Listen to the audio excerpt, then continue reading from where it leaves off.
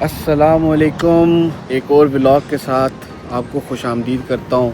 आज मैं जिस शहर में मौजूद हूँ ये फ़िनलैंड का कैपिटल है और इस टाइम मैं जिस जगह पे खड़ा हूँ ये हेलसिंकी का सबसे बड़ा चर्च है। आप लोग मेरे पीछे देख सकते होंगे। ये चर्च 1830 में बनाया गया था और इसको लगभग 22 साल लगे थे कंप्लीट होने में। 1832 में कंप्लीट हुआ था और आज मौसम बहुत अच्छा है। इस चर्च के सामने नेशनल लाइब्रेरी ऑफ फिनलैंड जो कि 1640 में बनाई गई थी और कार्ल लुडविग ने ये डिज़ाइन की थी और ये यूनिवर्सिटी ऑफ हेलसिंकी का हिस्सा है। चर्च के बिल्कुल सामने आपको सेनेट स्क्वायर नज़र आएगा जहाँ पर अलेक्जेंडर द सेकंड का स्टेचू है।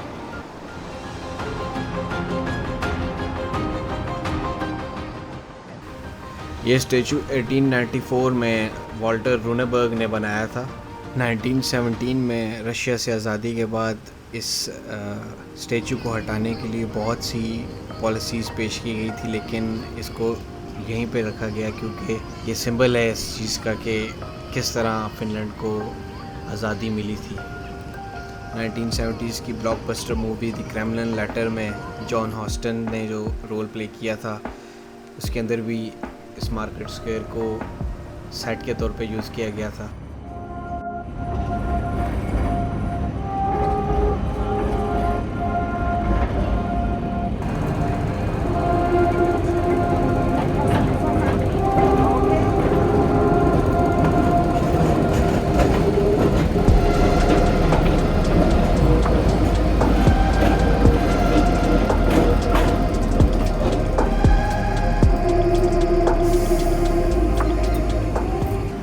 ज़्यादातर लोग यहाँ पर पब्लिक ट्रांसपोर्ट ही यूज़ करते हैं और उसके लिए यहाँ पर ट्रैम्स चलती हैं। काफ़ी चीप और सस्टेनेबल है। ये बिल्डिंग हेलसिंकी सिटी हॉल है जो कि 1833 में कंप्लीट की गई थी और एडमिनिस्ट्रेटिव पर्पसेस के लिए इस्तेमाल की जाती है। पुराने तर्ज की आपको बहुत सारी बिल्डिंग्स नज़र आएंगी यहाँ पर। ये बिल्डिंग मेरे सामने कैनेडियन एम्बेसी है जो कि फ़िनलैंड में ऑपरेटिव है।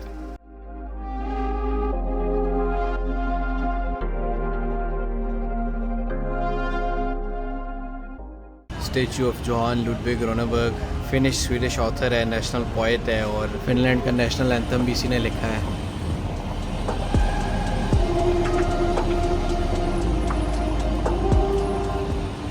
लाइनो ये भी एक बहुत मशहूर पोएट है फिनलैंड में और बहुत सारे फिनिश सॉन्ग्स इसने लिखे। मेरे पीछे आप लोग देख सकते हैं ऊदी लाइब्रेरी है। ये सेंट्रल लाइब्रेरी है फिनलैंड की। इस फिनलैंड की लाइब्रेरी के अंदर बहुत सारी ख़ास बातें हैं। ये इसके अंदर रोबोट्स ऑपरेटिव हैं बुक्स को रिटर्न करने में। इसके अलावा इस बिल्डिंग के ऊपर रूफटॉप के ऊपर सिस्टम है वो सोलर सिस्टम है और ये सेल्फ सस्टेन्ड बिल्डिंग है। लाइक इस बिल्डिंग को किसी भी एक्सटर्नल सोर्स की ज़रूरत नहीं है, ये खुद चलती है। इसके अलावा अगर इसकी हिस्ट्री की बात करें तो ये बिल्डिंग 2012 में रैम्बोल नाम के फिनिश आर्किटेक्ट ने पोस्ट की थी और उसने इंटरनेशनल कंपटीशन इस बिल्डिंग पे जीता था।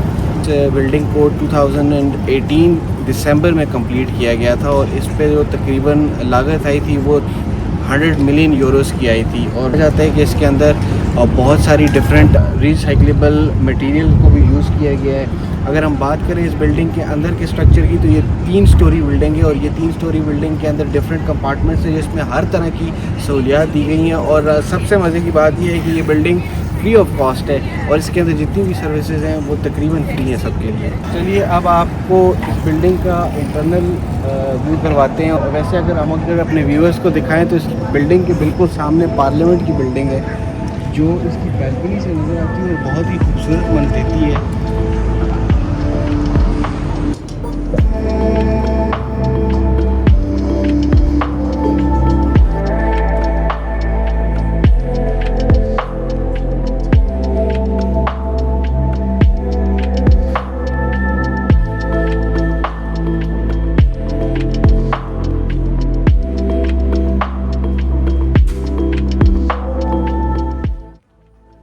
आप लोग देख सकते होंगे कि लाइब्रेरी में कितनी रश है और ये मेरे लेफ़्ट साइड पे सारे लोग बैठ के गेम्स खेल रहे हैं जिसमें डिफरेंट किस्म की गेम्स हैं। ऊनो, चेस हो गई। ये एरिया ऑटोमेटेड बुक्स रिटर्निंग के लिए बनाया गया है, जहाँ पर कन्वेयर बेल्ट्स लगाई गई हैं। यहाँ पे आप बुक्स रखें और अपना टैग इंटर करें और उसके बाद बुक्स ऑटोमेटिकली रिटर्न हो जाती हैं। तो हमें लाइब्रेरियन की कोई ज़रूरत नहीं है। टेक्नोलॉजी को सही तरीके से इस्तेमाल कर रहे हैं।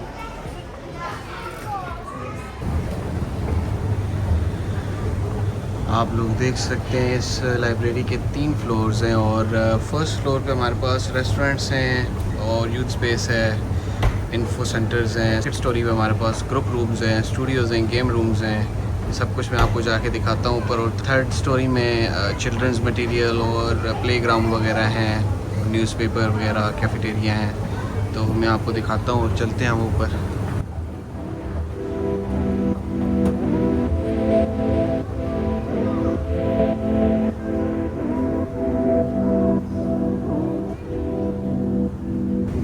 इस फ्लोर के ऊपर लर्निंग रूम्स हैं, गेम रूम्स हैं, वर्क स्टेशंस हैं, डिफरेंट किस्म की एक्टिविटीज़ हैं और लोग अपने अपने मज़े से बैठे हुए हैं और कोई भी एक्टिविटी कर रहा है। कोई किसी से कोई सरोकार नहीं रखता, बस अपने काम से काम रखते हैं और जो भी एक्टिविटी कर रहे हैं वो अपनी एक्टिविटीज़ को जारी रखते हैं और क्रिएटिविटी को जितना प्रमोट कर सकते हैं वो लोग प्रमोट करते हैं। ये मेरे सामने आप देख सकते हैं प्रिंटिंग मशीन काम कर रही है, अंदर 3D प्रिंटर्स पड़े हुए हैं और यहाँ पर स्यूइंग मशीन्स पड़ी हैं। लोग सिलाई कढ़ाई कर रहे हैं, सब कुछ फ्री ऑफ चार्ज है। इसके अलावा वर्क स्टेशंस पड़े हुए हैं वो सामने, यहाँ पे 3D प्रिंटर पड़ा हुआ है।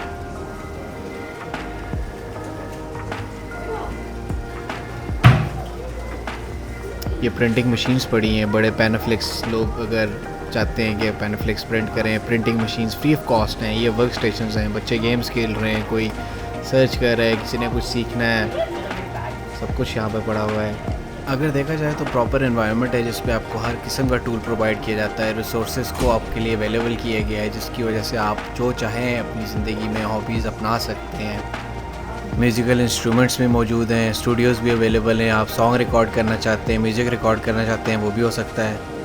ई गेमिंग को बहुत सपोर्ट करते हैं। यहाँ पे गेमिंग रूम्स भी अवेलेबल हैं। आप जानते होंगे angry birds, Rovio gaming, Supercell, clash of clans, Clash Royale, इस तरह की गेम्स भी यहाँ पर ही ईजाद की गई थी फिनलैंड में।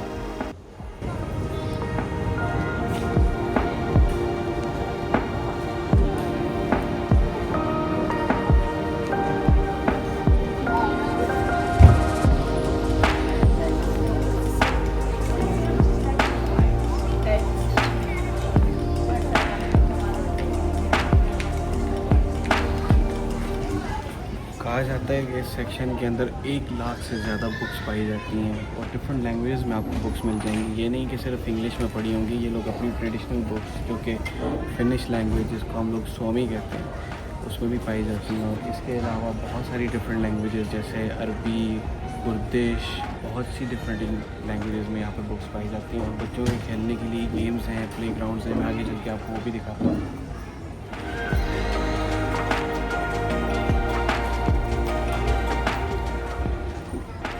बच्चों का प्ले ग्राउंड एरिया, यहाँ पे बच्चे खेल रहे हैं। लाइक फैमिली आ जाए पढ़ने के लिए, कोई भी हॉबी अपनी परस्यू करने के लिए, तो बच्चों के खेलने की अलग से जगह है। मुझे यहाँ पे सेक्शन मिला अदर लैंग्वेजेस का। यहाँ पे मैंने जब चेक की हैं बुक्स तो हमारे पास German, French, Italian, Polish, different किस्म की लैंग्वेजेस के अंदर बुक्स पड़ी हैं। बाहर बैल्कनी का व्यू देखें अगर हम यहाँ से, तो सामने पार्लियामेंट जैसे कि मैंने आपको पहले दिखाया था और बहुत खूबसूरत सा मंजर है। पूरा शहर आपको ऑलमोस्ट नज़र आ रहा होता है।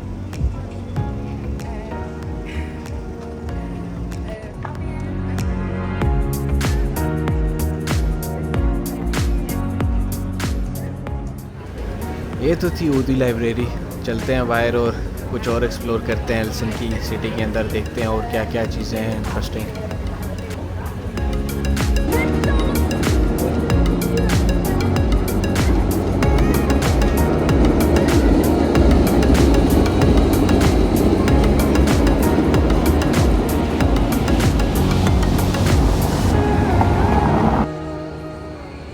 Three smith statue Felix Nylund ने बनाया था 1932 में और 3 नेकेड स्मिथ्स हैं जो हैमर कर रहे हैं एनविल को। 1944 की जंग के अंदर ये स्टैचू काफ़ी डैमेज हुआ।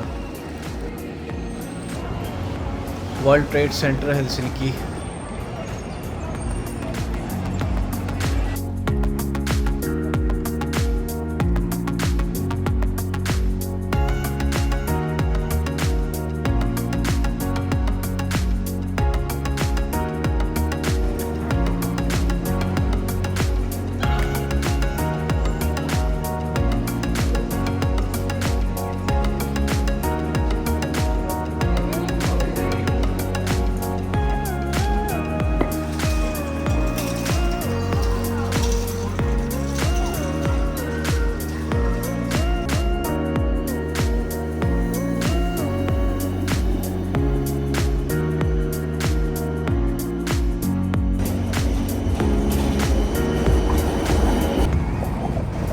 हेलसिंकी के बिल्कुल वेस्ट में अपसेंकी कैथेड्रल वाक़ है, जो कि ग्रीक ऑर्थोडॉक्स और ईस्टर्न ऑर्थोडॉक्स कैथेड्रल है।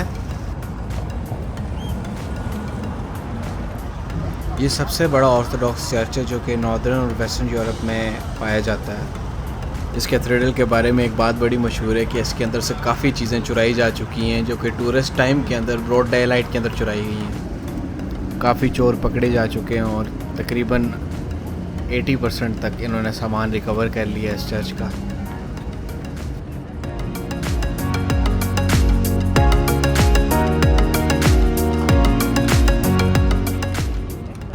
इस चर्च के बिल्कुल सामने से आपको हार्बर का व्यू नज़र आता है।